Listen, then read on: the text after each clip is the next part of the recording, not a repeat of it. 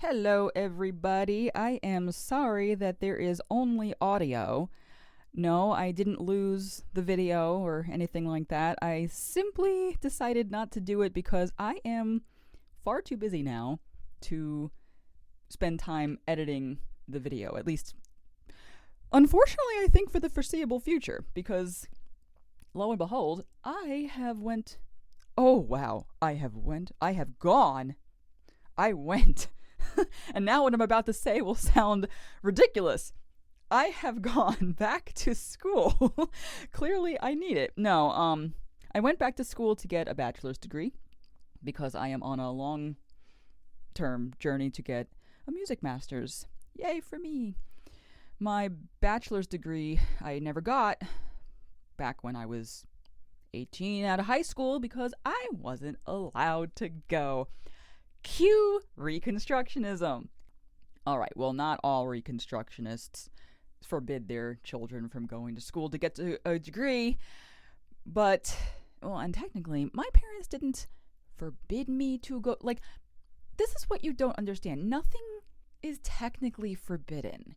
You're just raised in a climate, in an environment where your own thinking based on the grooming and the hedging that everybody has conducted upon you, you come to the conclusions yourself. And so you are your own, I guess, worst enemy. You don't need to be held in because you've been whipped silly. I guess, picture that little teensy-weensy electric fence, right?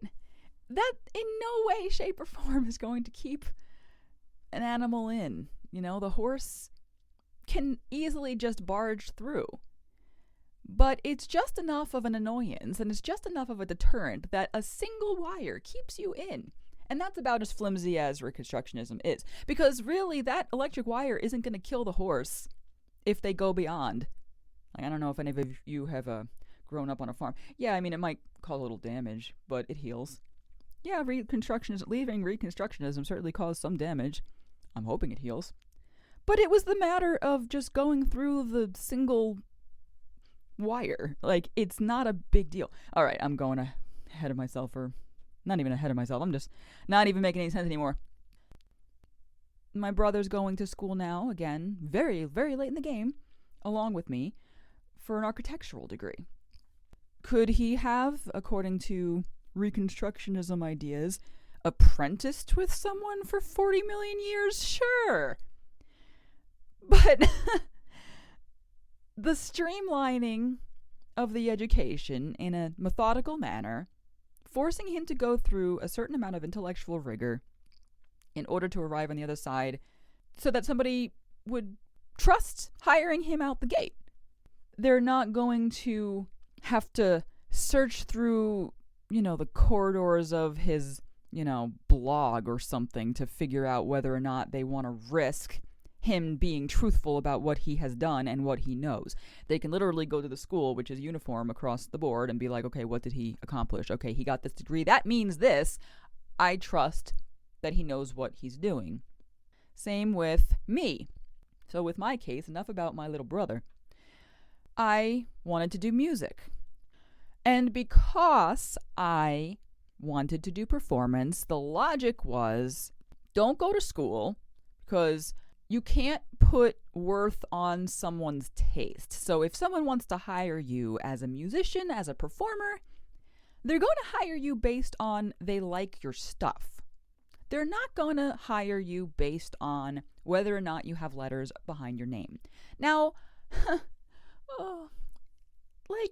yes and no, but let me tell you something. The places that I wish to play at, I would need to have the letters behind my name because the people who look for the good performers are not even going to consider listening to people who don't. They are going to go onto websites where their search engines say things like graduated with a master's in. And then the list of people come up, and then they listen to the samples of those people to see if those people are worthy enough to come to their festival or come to their whatever, their grand opening. That's how the real world works. Me having grown up in little old, I don't even want to say where I grew up and oust everybody there. In the little podunk country town that I grew up in, ain't nobody coming from New York to look for me. And I wasn't expected to move away. I was expected to stay in little podunk land and thrive in my personal endeavors. Because we were all supposed to influence our immediate spheres and stay in a certain healthy proximity to the cult. And I'll tell you why I know that. Nobody said it. Nobody ever says things.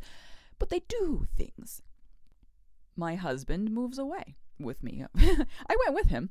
My husband moves away. Because that's where the job opportunity was. Now, he was already a black sheep for daring to go to college, not only for his undergraduate degree, but his graduate degree. 7 years of institutionalized education.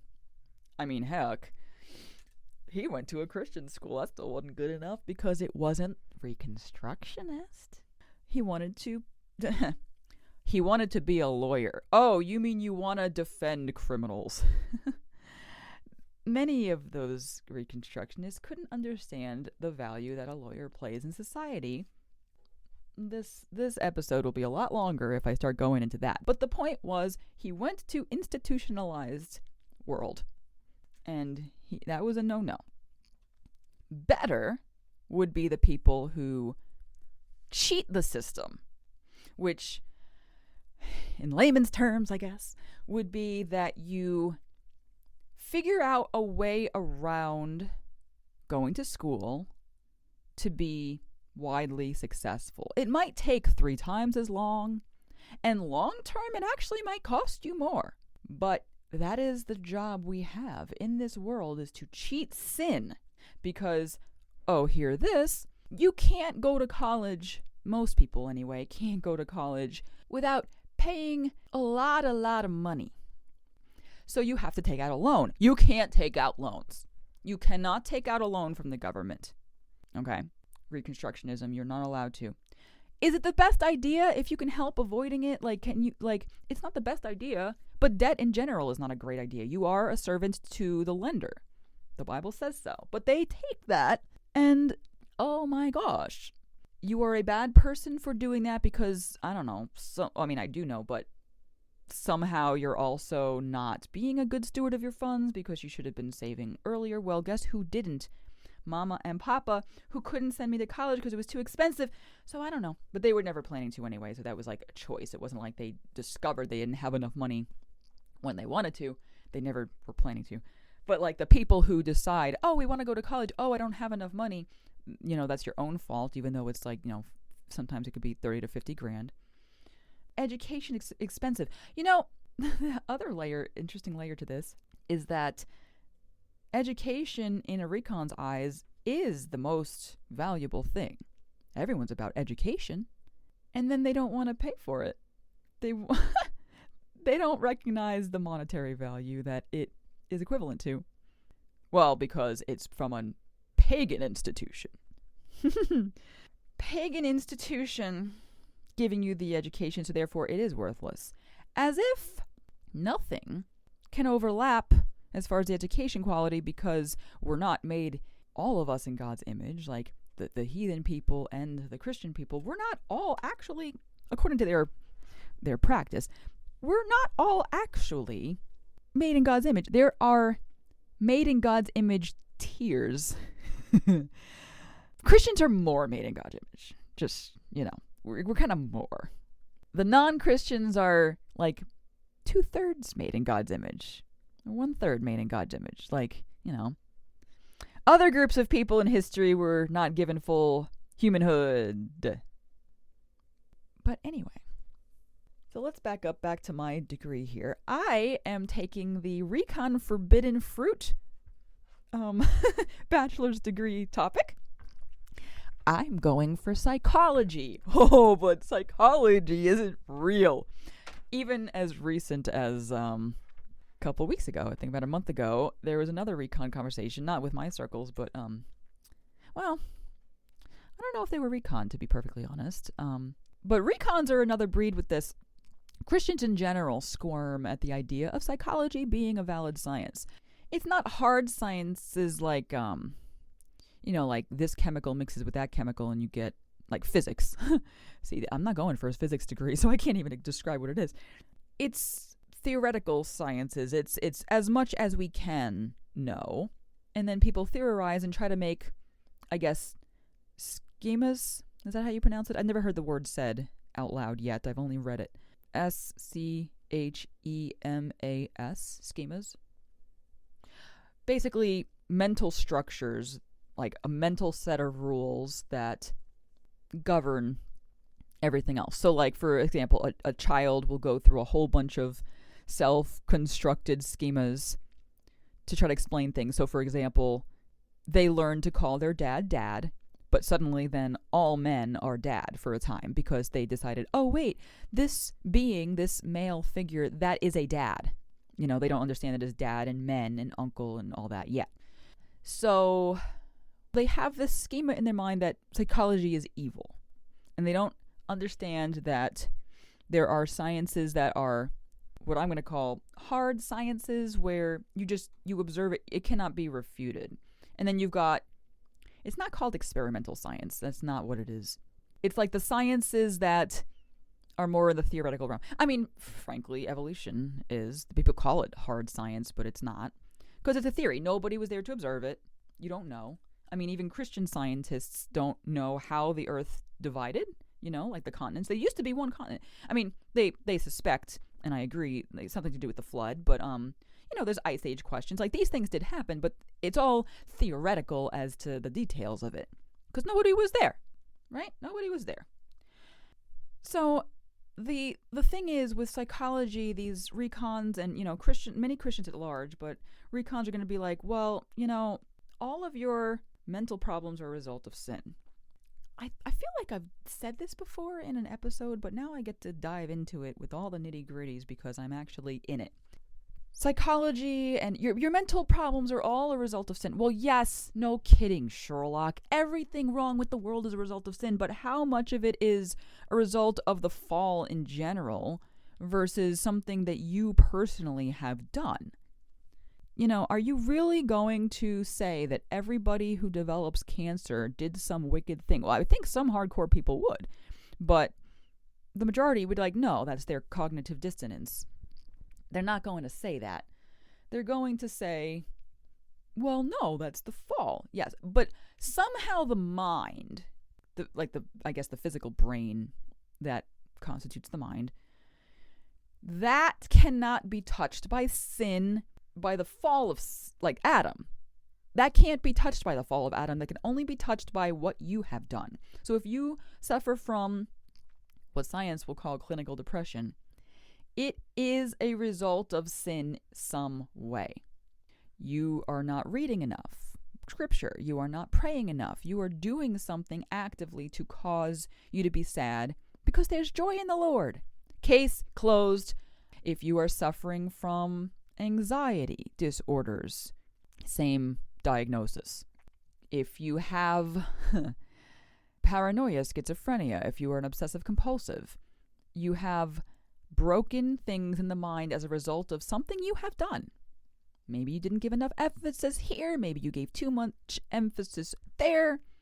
All of it. So what that actually ends up meaning is that sin is not evil enough to touch all aspects of life. Like original sin, the fall of Adam was not bad enough because it cannot touch the physical brain. It's not possible that the fall of Adam has also touched the fact that certain parts of your brain are enlarged or they're smaller. Certain hormones are overproduced. Certain hormones are underproduced. Certain regions of the brain have certain activity amongst the neurotransmitters that are not supposed to happen. You have too much testosterone, too much estrogen. All of those physical components were the person's fault? Now, I'm going to get up on my little first semester of psychology TED Talk soapbox here. But everyone knows the nature-nurture argument, okay? Everybody wonders whether or not health problems and personalities and all that are a bigger result of nature, meaning genetics, biology, things that you can't control, or a bigger result of nurture, environmental influences. Now, the irony among ironies, when reconstructionists insist that all mental issues, or at least a bunch of them, because, if you're deformed and in a mental institution, somehow now original sin got to you, but they're very, very inconsistent.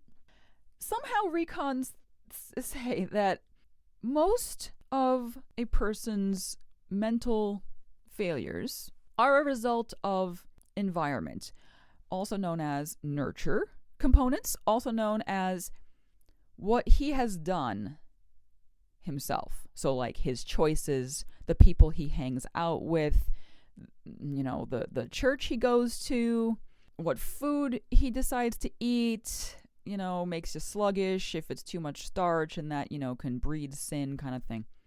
But like I said, the irony is, while some of those things may be true and exacerbate heart issues, or at least make heart issues more prone to temptation, that's a very anti-biblical thing. It's Lockeanism. Lockeanism, the blank slate.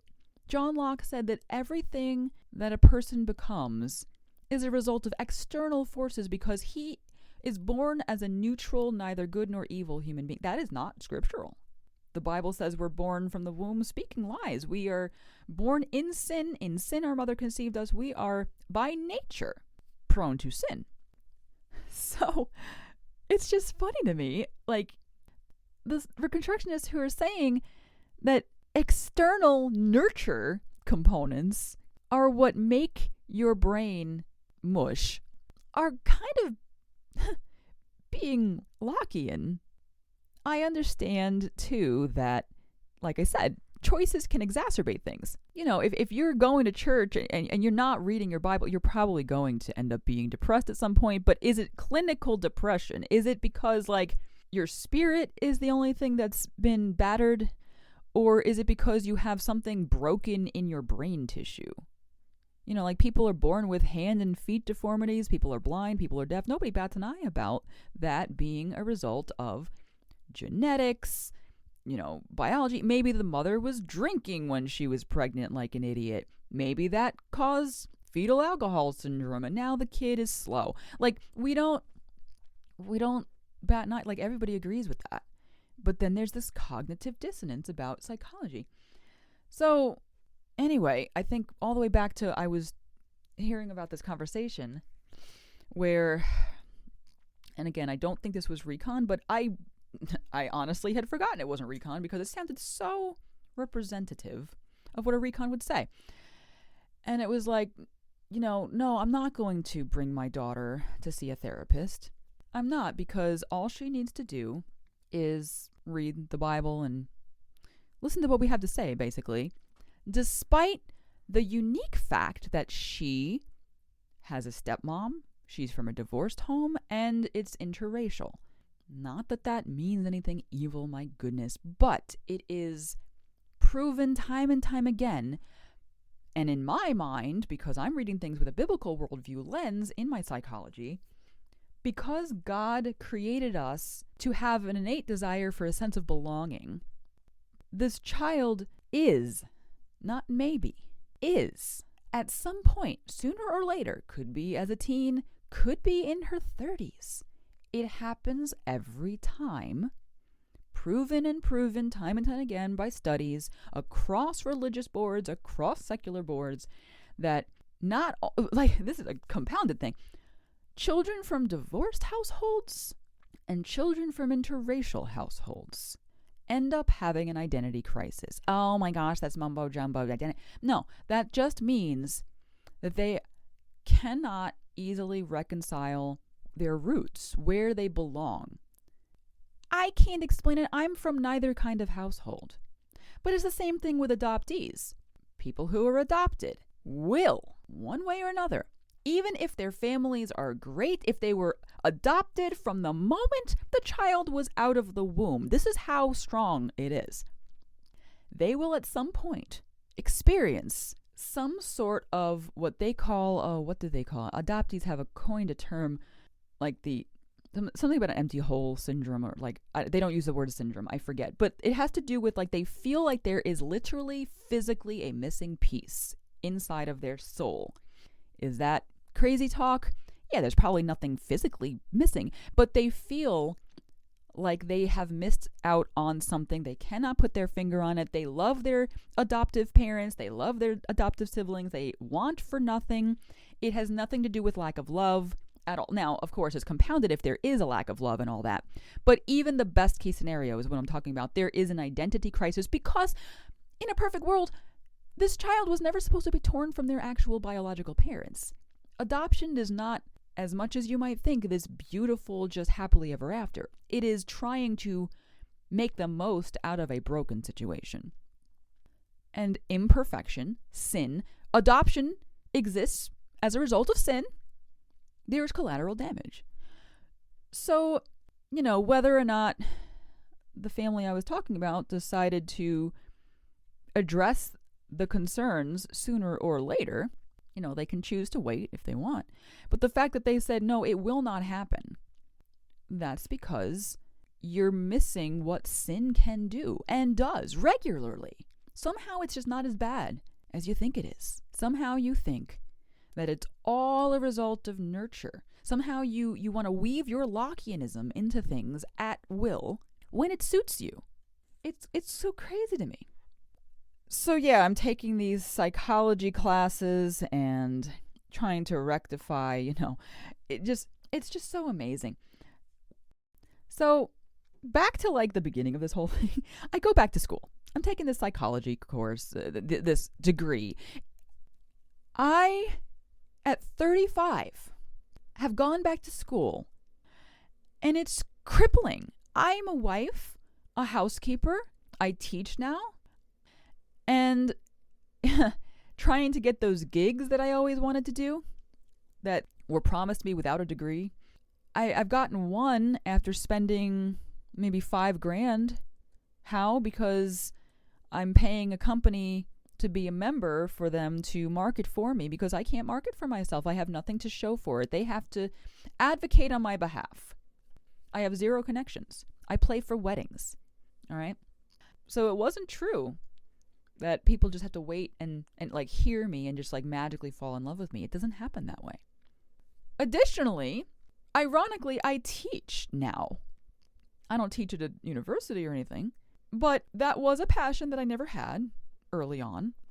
If my parents liked education so much, valued it so much, they might have been like, look, maybe a degree isn't going to be your go-to fallback on for your gigs, maybe, which is still not true, but if they wanted to entertain it, fine. But because, if they understood psychology, because when you get older, you start to have a particular drive toward leaving behind a legacy. And yes, it's often done through your own children, but I'm 18, I'm 17, I'm 16. You don't know if that's God's plan for you. Fast forward to 35, I do not have children. Maybe it would be a good idea for you to get a degree just in case you want to use it for teaching opportunities later in life. Because your degree doesn't expire, and it might make it easier for you to get a job in early middle adulthood if you so choose. And the education in a vacuum is always valuable. You're not going to regret knowing these things. And it's something you love. It's music. You win every time. Yes, let me teach you how to pay back a loan. None of that. So now, psychology here, my brain is not quite as plastic as it used to be. Not that I'm old. It'll get worse later, but you peak in your 20s.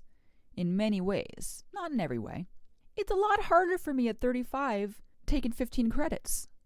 Especially because I've got things to cook. I've got people to teach. I've got a house to keep. Additionally, I have obsessive compulsive personality disorder, which was exacerbated by my parents, but if I had been grown up in a normal household, I would have been taught how to manage triggers so that I don't feel overwhelmed. Now I'm just shooting from the hip. Back when I was allowed to audit 3 random classes because it was like $80 a pop, because there was no degree attached to it, I had nervous breakdowns all the time because I, quote unquote, couldn't keep up with the demands. That was compulsion talking. That was a clinical issue of mine that I could not keep up. 3 classes. And at one point it was just 2. A third one came on later and I couldn't deal with the 2. My parents encouraged me by saying, well, it'll be over soon.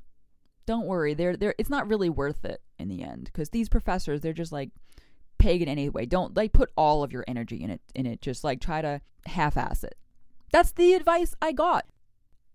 I've still got a lot of that kind of baggage. I still have some of those old, like, this is a waste of time in the back of my mind, because the redeeming the time thing. Like, you talk about redeeming time. You know how much time was wasted? 2 decades nearly, where I could have already had this behind me. Completed before I got married. I got married at 22. If I had gone to college at 18, been done at 22, great. But, you know, future foresight was like nil. And the irony of that, because they're all about the future and time and planning and have a 5-year plan, have a 10-year plan. It's just, So here I am, unable to edit a video, was the whole point of that.